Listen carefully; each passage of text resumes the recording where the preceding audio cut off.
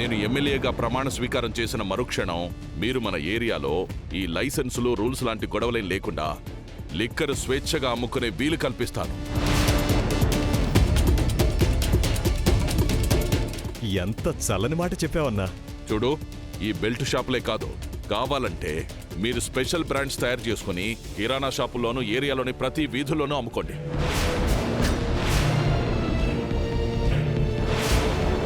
ఇదిగో, ఇంకా కావాలంటే మిషన్ మధుపానం అని పేరు పెట్టి ఇంటింటికి వెళ్ళి డోర్ డెలివరీ కూడా చేసుకోండి. ఎవ్వడాప్తాడో నేను చూస్తాను.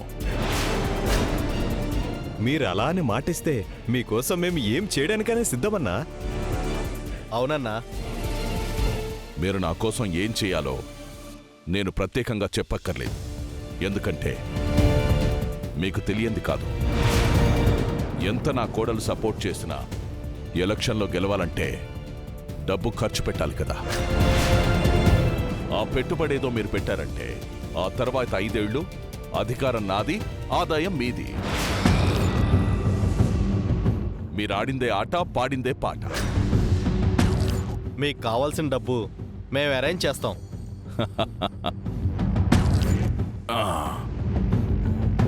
శుభం. ఇంకా లేట్ ఎందుకు? వెళ్ళా పనిలో ఉండండి.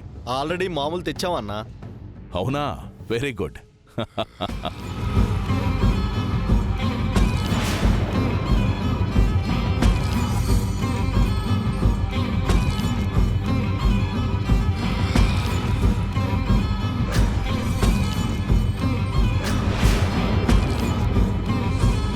ఇది అడ్వాన్సే అన్నా, మిగిలింది తర్వాత ఇస్తాను. తీసుకో. వస్తామన్నా. మంచిది.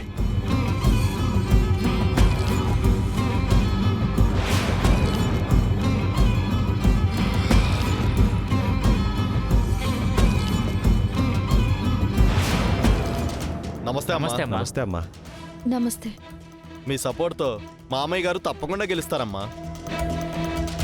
మీరు ముందుండి మేము ఆయన వెనకుంటే భారీ మెజారిటీ ఖాయమమ్మా. మరి మేము వస్తామమ్మా.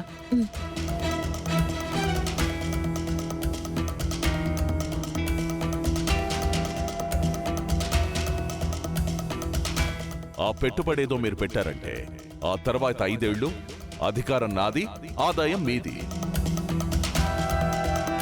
ఈ పెద్దోళ్ళందరూ ఇంతే. పదవిలో డబ్బులు తప్ప మా పేదోళ్ల బతుకుల గురించి ఆలోచించరు. వీళ్ల వల్లనే మొగుళ్ళు తాగడానికి మా తాళిబొట్టు అమ్ముతారు.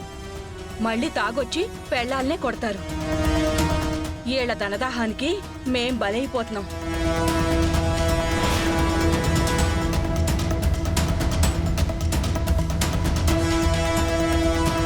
నేనన్నది విన్నట్టున్నారే. అమ్మా, నేనేదో ఆలోచిస్తూ ఏదో అనేశానమ్మా. అయ్యగారికి చెప్పకండమ్మా, నన్ను పనిలోంచి తీసేస్తారు.